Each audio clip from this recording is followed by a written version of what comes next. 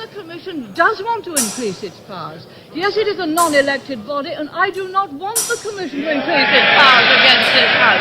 So, of course, we are differing. Of course, the chairman or the president of the Commission, Mr. Delors, said at press conference the other day that he wanted the European Parliament to be the democratic body of the community. He wanted the Commission to be the executive, and he wanted the Council of Ministers to be the Senate. No, no, no.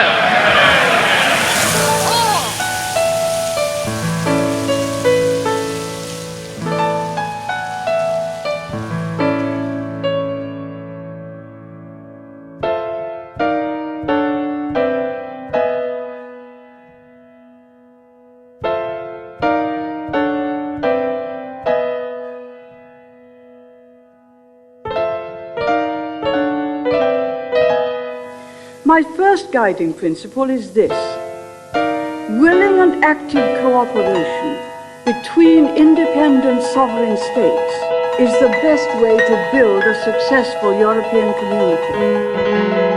I don't own the powers given to me by my electors. I borrow them and I hand them back at the end. And if, when they go back to the election, I say, I'm sorry, but the country is now going to be governed by commissioners in Brussels, they say, what have you done?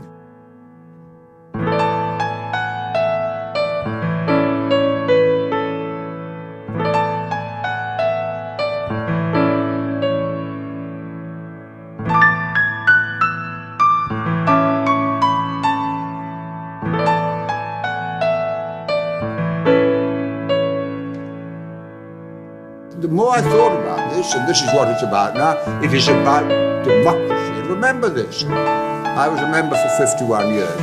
Members of Parliament are lent the powers of their constituents, and they have to return those powers undiminished at the end. It's not for members of Parliament to give away the powers that were lent to them, because they don't belong to members of Parliament, they belong to the electorate. And that is a critical matter.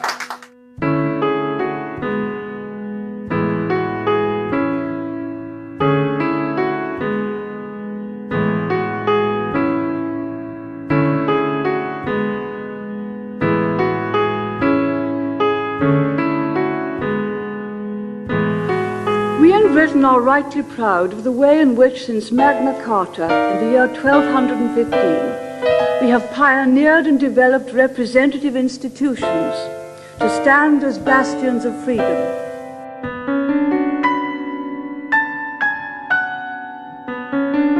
Whatever you do, you've got to ask people whether they want it or not. I want to see us work more closely on the things we can do better together than alone. But working more closely together does not require power to be centralized in Brussels or decisions to be taken by an appointed bureaucracy. What's proposed now is handing over the power to people we don't elect and can't remove. Europe is not the creation of the Treaty of Rome, nor is the European idea the property of any group or institution. And we live in a continent where increasingly power has gone to a group of people who are not elected, cannot be removed, and don't have to listen to us. Over the centuries, we have fought to prevent Europe from falling under the dominance of a single power. Utopia never comes, because we know we shouldn't like it if it did.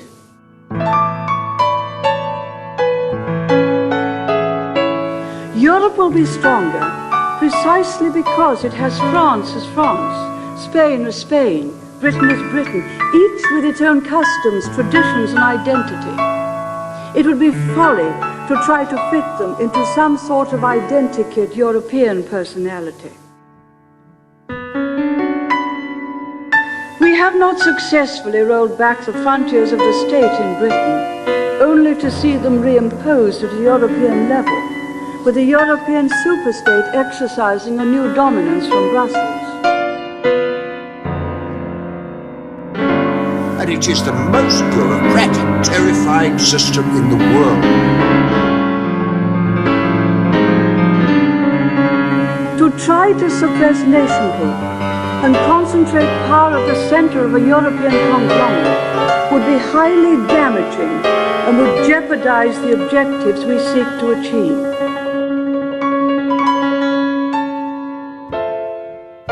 From classical and medieval thought, we have borrowed that concept of the rule of law which marks out a civilized society from barbarism.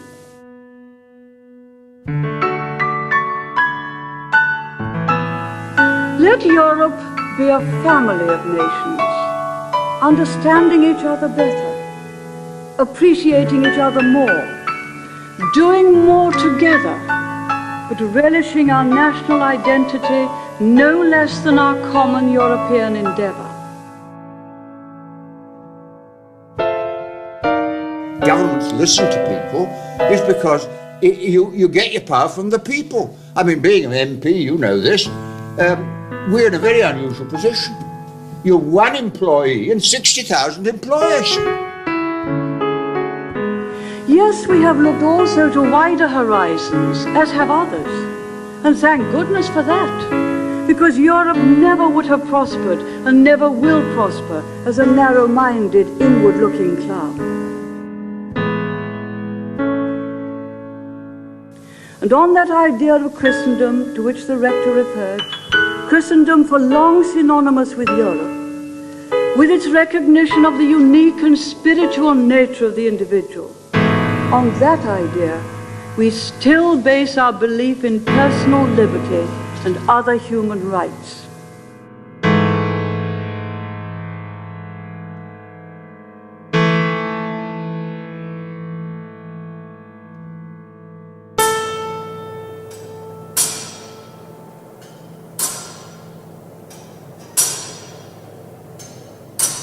And if you do work with others, you can campaign to victory. That's the most important lesson of all.